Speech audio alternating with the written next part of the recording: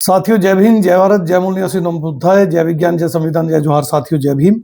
मैं एडवोकेट अशोक कुमार बसोत्रा एक बार फिर आपके सामने हाजिर, अल्टीमेट रेवोल्यूशन चैनल के माध्यम से। एक बार फिर आपका तहे दिल से शुक्रिया जो सपोर्ट समर्थन आपने दिया। आपसे एक बार फिर निवेदन है, अगर आपने इस चैनल को सब्सक्राइब नहीं किया तो कृपया कर लें। बेल आइकन का बटन दबाएं, ऑल का बटन दबाएं, शेयर करें, कमेंट करें, लाइक करें। आपके कमेंट्स हमें फर्दर वीडियो बनाने के लिए प्रेरित करते हैं। आते हैं साथियों मुद्दे की बात पे। साथियों, भारत का संविधान बाबा साहब डॉक्टर भीमराव अंबेडकर जी ने ड्राफ्टिंग कमेटी का चेयरमैन रहते हुए ड्राफ्ट किया, संविधान सभा में इसका अप्रूवल हुआ और 26 जनवरी 1950 को लागू हुआ। मगर बीबीसी के अपने एक इंटरव्यू में बाबा साहब ने कहा था कि पार्लियामेंट्री डेमोक्रेसी जो कि भारत में शुरू होने जा रही है, ये भारत में सफल नहीं होगी। आज हमारा यही मुद्दा है, क्या बाबा साहब ने सही कहा था? आइए साथियों एक एनालिसिस करके देखते हैं। जैसा कि हम सब जानते हैं, 26 जनवरी 1950 को भारत का संविधान लागू हुआ। 1952 में पहले इलेक्शंस हुए पूरे भारत में और उसके बाद इलेक्शन होते चले गए। आज 2026 तक कई बार असेंबली इलेक्शंस हर स्टेट में हो चुके हैं और केंद्र में भी सरकार कई बार बनी है। तकरीबन हर 5 साल बाद इलेक्शन हुए हैं। कई बार तो 13 दिन या 13 महीने बाद भी सरकार गिरी है। तो कई बार अब तक पार्लियामेंट के एमपीज चुने जा चुके हैं।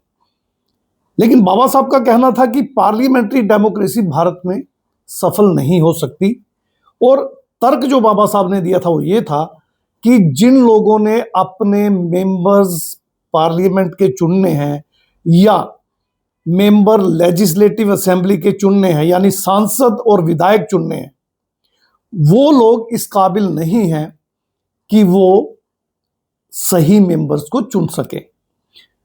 और इसके पीछे बाबा साहब ने एक और बड़ी बात कही थी, क्योंकि सामाजिक और आर्थिक असमानता इस देश में फैली हुई है और अज्ञानता भी इस देश में बहुत बड़े पैमाने पे फैली हुई है। बहुत सारे लोग बहुत ज़्यादा एजुकेटेड नहीं हैं, अपना भला बुरा नहीं जानते हैं। तो इस संदर्भ को बाबा साहब ने एक्सप्लेन करते हुए कहा था कि पार्लियामेंट्री डेमोक्रेसी यहाँ पर सफल नहीं होगी। आज 2026 में जब हम पिछले करीब 75-76 साल के भारत के इतिहास को अच्छी तरह से खंगालते हैं तो हम ये पाते हैं कि तकरीबन सरकारें भारत में वही बनी हैं जो सामंतवादी और ब्राह्मणवादी वर्चस्व के लोग बनाना चाहते थे। यानी इस देश पे जिन लोगों का सामाजिक रुतबा बड़ा है, आर्थिक रुतबा बड़ा है, वो लोग इस देश के पॉलिटिकल सिस्टम को फेल करने में ज्यादा पैमाने पर, बड़े पैमाने पर कामयाब रहे हैं।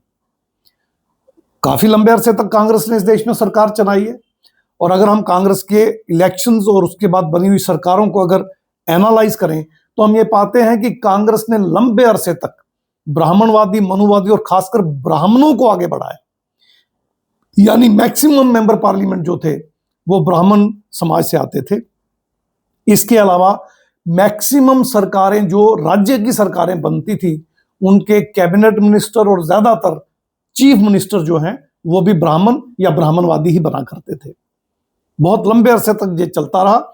उसके बाद ओबीसी और एससी एसटी में एक उभार आया और खास करके 1973 के बाद जो बामसेफ बनी, 1980 में जो DS4 बनी और 1984 में बसपा बनी। इसके अलावा रीजनल ओबीसी की पॉलिटिकल पार्टीज जैसे कि तमिलनाडु में डीएमके बनी, अगर हम यूपी की बात करें तो समाजवादी पार्टी बनी, बिहार में आरजेडी और जेडीयू जैसी पार्टियां बनी, महाराष्ट्र में कांग्रेस का एक फैक्शन टूटा और ओबीसी का एक दल, कुर्मी कुंबी दल अलग हुआ, उन्होंने एनसीपी बनाई। तो इस तरह से भारत में ओबीसी की रीजनल पार्टियां, और पंजाब की अगर हम बात करें तो वहां भी रीजनल पावर ओबीसी की बनी। तो इनका उभार हमें देखने को मिलता है। लेकिन जैसे जैसे एससी एसटी ओबीसी में चेतना आई, एजुकेशन आई, अवेयरनेस आई, कुछ पैसा भी आया, कुछ उनमें सूझबूझ और समझ भी बढ़ी, उनमें कुछ नेतृत्व पैदा हुआ, लीडरशिप पैदा हुई, तो ब्राह्मणवादी और मनोवादियों ने इसी पार्लियामेंट्री सिस्टम को हैक और हाईजैक करना शुरू कर दिया। सत्ता से पैसा और पैसा से सत्ता का एक नया खेल शुरू हुआ। वही बाबा साहब की बात कि पार्लियामेंट्री डेमोक्रेसी भारत में नहीं चल पाएगी। धन बल का प्रयोग इतना ज्यादा हुआ है कि आप पिछले 76 साल के इस एरा को अगर देखें तो अरबों खरबों का खेल हुआ। बाहुबल आपके सामने है, यूपी बिहार के बड़े बड़े उदाहरण आपके सामने हैं, महाराष्ट्र के बड़े बड़े उदाहरण आपके सामने हैं।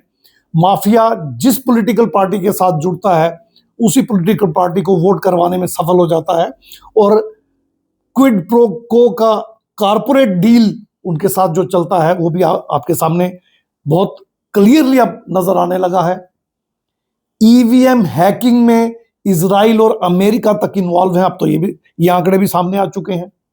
वोट चोरी और एसआईआर का अभी रिसेंट जो एग्जांपल हमने देखा ज्ञानेश कुमार और इनके प्रेडिसेसर के टाइम पे, उससे भी सारी चीजें क्लियर हो गई। इतना ही नहीं, अगर कहीं ये सब जोड़ तोड़ करने के बाद भी अपोजिशन जीत जाती है तो उसके एमएलए खरीद लिए जाते हैं, एमपी खरीद लिए जाते हैं, वहां पर आईटी यानी इनकम टैक्स डिपार्टमेंट का इस्तेमाल किया जाता है, ईडी एनफोर्समेंट डायरेक्टरेट का इस्तेमाल किया जाता है, CBI central bureau of investigation का इस्तेमाल किया जाता है। इतना ही नहीं, election commission of India, election commissioner तक हाईजैक कर लिए जाते हैं। पुलिस, पैरामिलिट्री फोर्स, आर्मी का नाजायज इस्तेमाल इलेक्शंस में भरपूर किया जाता है।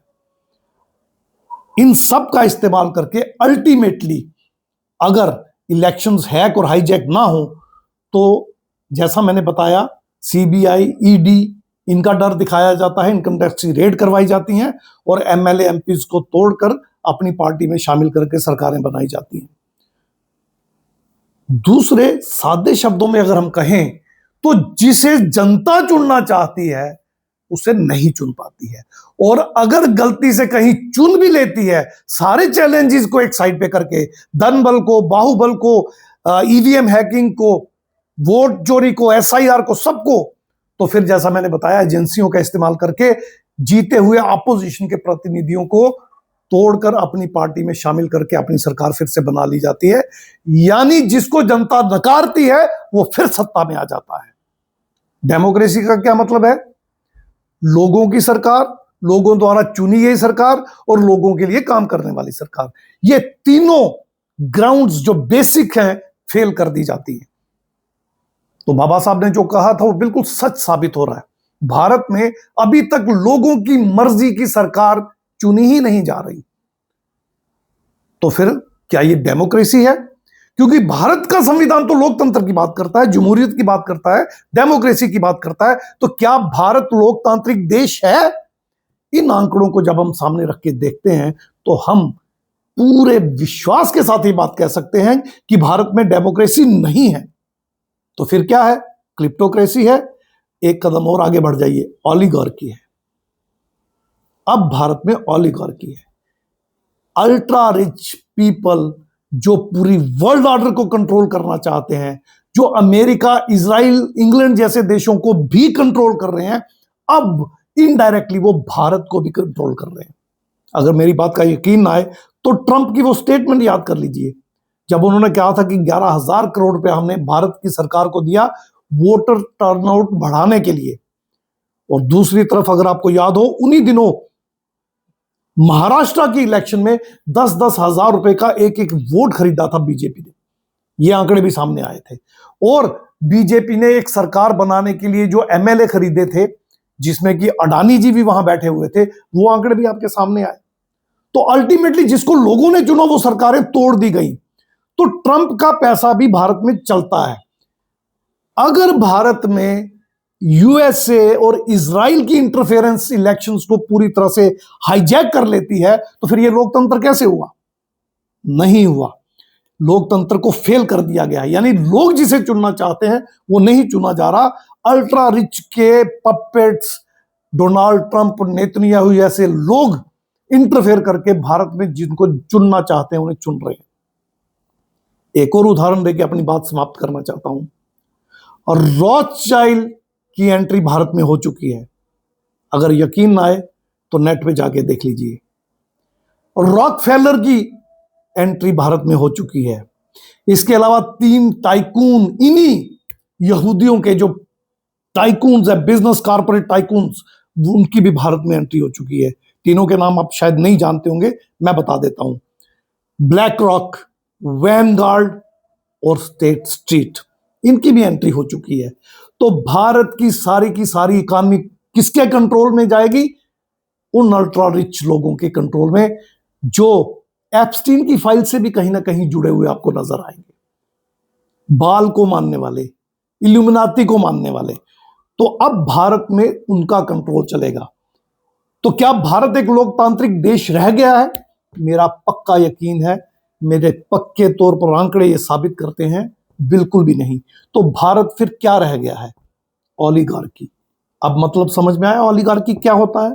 तो अब भारत में आने वाले दिनों में इनकी सरकारें बनेगी, इनकी मनमर्जी चलेगी।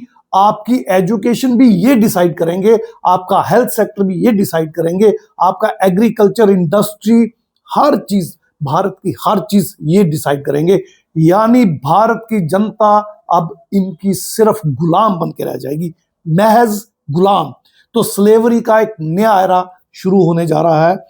अगर बाबा साहब की बात आपको तब समझ में नहीं आई थी तो अब जरूर समझिएगा। आज भी बाबा साहब की बात बिल्कुल रेलेवेंट है, आज के संदर्भ में भी सही सच साबित होती जा रही है। अब आपको सोचना है कि इन ताकतों के हाथों से भारत को कैसे बचाया जाए, भारत की सत्ता को कैसे बचाया जाए, भारत के संविधान को कैसे बचाया जाए, और भारत के लोगों के हक अधिकार को कैसे बचाया जाए। कमेंट बॉक्स में अपनी राय जरूर दीजिएगा। मिलते हैं अगले वीडियो में। जय भीम, जय भारत, जय मूल्यों से नव मुद्दा, जय विज्ञान, जय संविधान, जय जोहार साथियों। जय भीम।